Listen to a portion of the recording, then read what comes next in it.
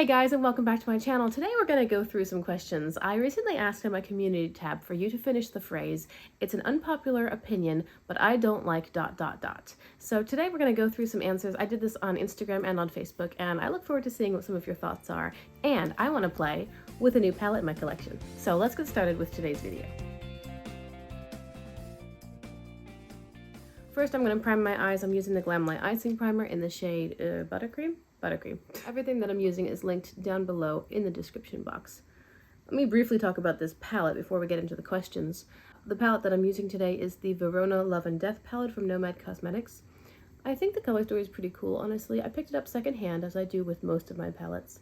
And when it first launched, my biggest thought was they've really lost an opportunity with the pink side, because the black or the dark, the death side is so interesting. It's quite varied. There are a lot of different shades and color choices, honestly, but then the love side is all pink and red. I just think that side could have been done, even staying within the pink red theme. They could have gone with a couple much lighter mattes, like a few pastels and then a few deep berries, just to vary that monochromatic side more.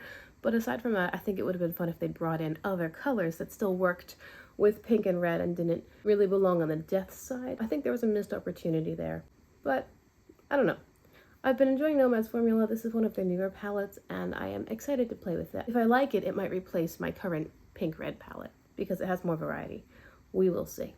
So we're going to get started with a larger blending brush in the shade Tomb. I have a plan for today's eye look. I have no idea how it's going to work out.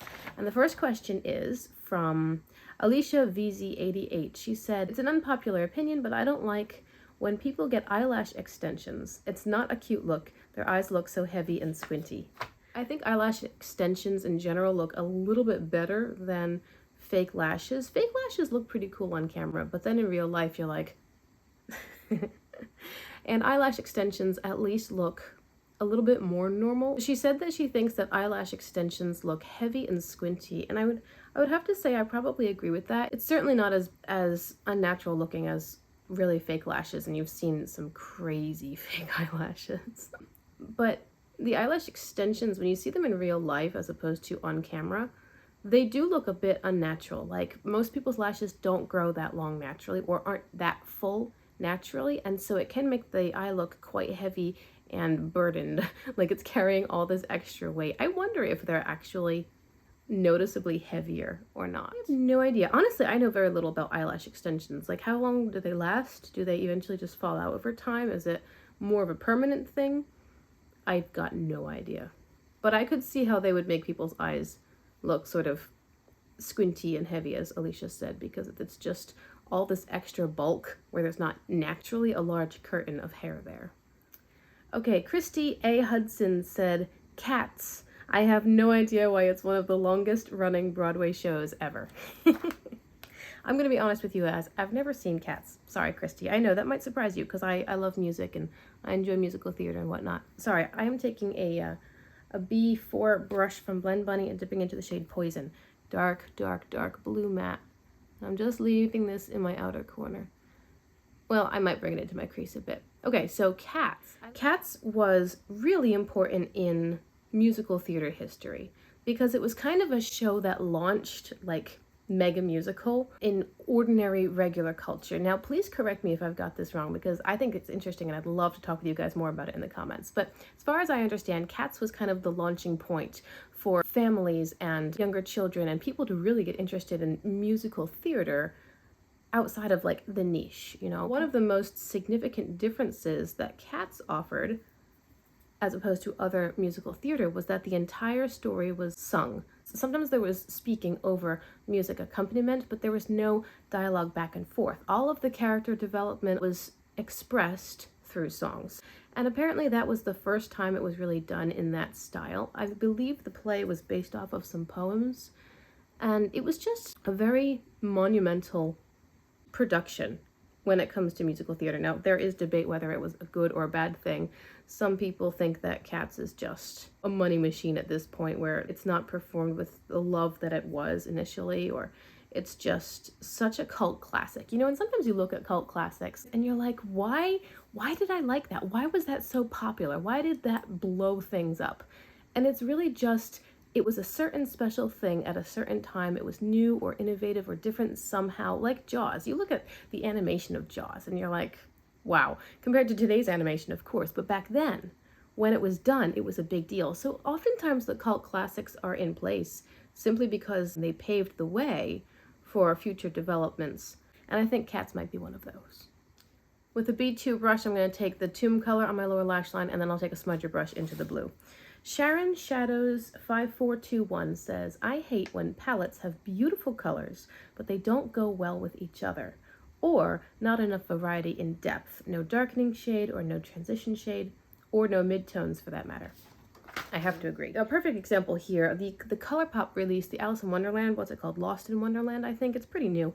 A lot of people are saying that the color story is just confusing because it's hard to take a black as a deepening shade and then blend it into pastels. There's just too much of a gap between them. So cute color story, not the most incredible formula, and then the fact that it doesn't really work together. And so I know exactly what Sharon means. I've seen it too in other palettes where, oh, these colors are beautiful, but what am I gonna do with them? How do they work together? And I don't usually struggle with that because, I mean, sometimes I do my eyeshadow and I'm just like, let's just see. In fact, that's kind of what I'm doing today. I know that the mattes that I'm using are all going to work together, and then one of the shimmers is going to work. I plan on bringing in one of the reddish pink shimmers into this, and I have no idea how it's going to look. It might be a hot mess. I don't mind doing the experimentation to see, but I don't necessarily want my palettes to be like that. If it's going to be a situation where the colors are just weird and my look turns out bizarre, I want that to be my fault as opposed to that was my only option based off of the shadows in the palette. And yes, if it doesn't have any depth, it's a little bit of a turn off. If it doesn't have any lightness, I really do want contrast, and I love to have an inner corner highlight. So I agree with you, Sharon. Well, something else just might go higher in my preference because it gives me everything I want in one place. Now it's time to play with those shimmers and see what happens. I'm taking a flat brush into the shade Romeo. I'm gonna use it on a brush and spray it and see how it applies. It might apply better with my finger, but we'll see. I know that there were some palettes when this palette was first launched that had slightly defective shimmer shades, and Nomad was replacing some shadows. I'm not sure how this is going to perform. Like I said, I bought this palette secondhand. It may or may not be a problem. Moving to the next answer, Jan Prul, or Prul X, I think it's probably a silent X. I'm sorry, Jan, if I'm mispronouncing your name. By the way, thank you to everybody who sent in a little comment. This is fun. I'll probably do this again with a different topic. Anyway, Jan says, I dislike when all the new palettes release, but no one really goes back to playing with them after purchasing. Nowadays, it's like new, new, new. Yes. This is the shade Romeo. Yes, I completely agree with you, Jan. On the one hand, I understand why YouTubers who, their full-time job is reviewing makeup and showcasing the new palettes, I get it. And I think I said in a previous video, I appreciate that YouTuber because they have helped me make decisions on should I buy this, is this a good fit for me, etc., etc. I'm not sure how dark this is. Let's put this here. Okay, I'll put this in my inner corner, most of the lid space. Again, for a full-time YouTuber who reviews makeup, I can understand the difficulty because they have so much and because the industry is constantly releasing new things. So in order to keep their channel alive, if that is the foundation of their channel, they have to be bringing in all the new. And also it gets sent to them in PR. So I completely understand that side of things. But I do appreciate it when a creator will say, this was my favorite palette. Let me play with it again, or let me combine my number 1 favorite palette with my number 10 favorite palette and see what happens. That's something I do on my channel. I really like to use what I have. I try to keep my collection smaller so that I can use it, so that I can truly enjoy it. I still have a lot of eyeshadow palettes for just a regular, ordinary person. I'm gonna take this same brush, I've cleaned it off a little bit, and I'm taking Tragedy, and I'm gonna spray that as well. I spray my shimmers because I want to control fallout, and I like to control where they're placed. This would make a really pretty smoky eye shimmer.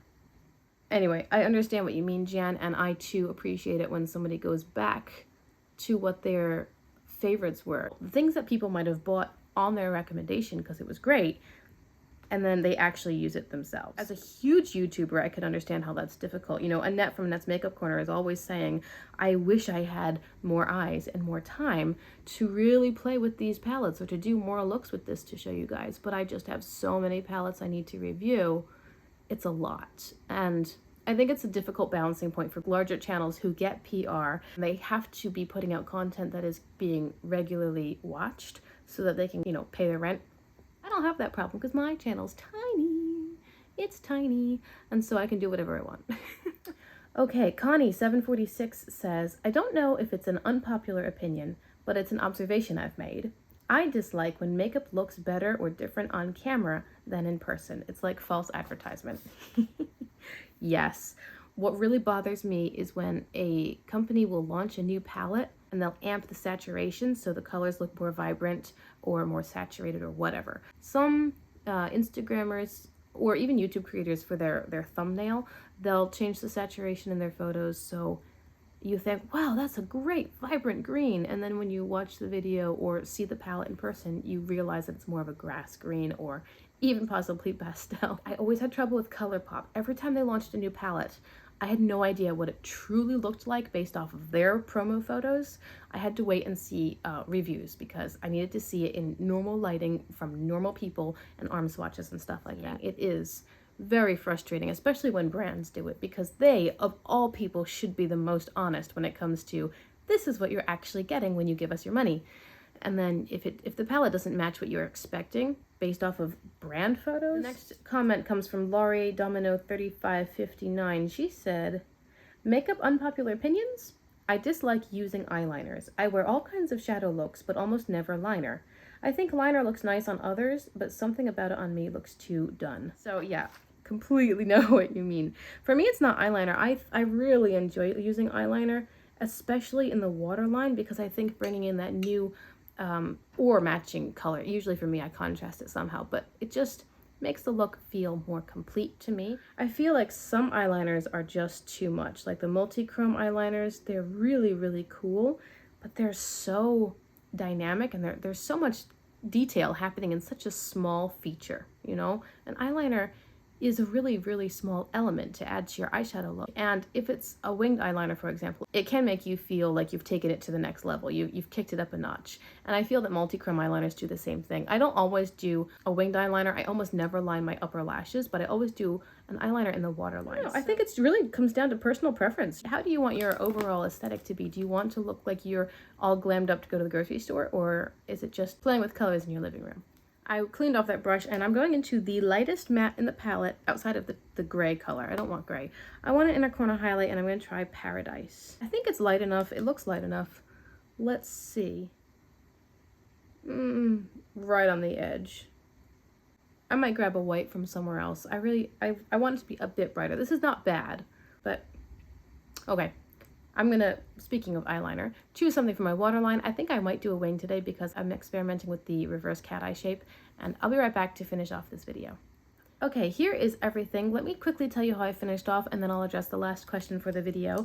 In my waterline, I used white on most of it, and then I used a dark blue in the outer third or so and flared that out into my reverse cat eye.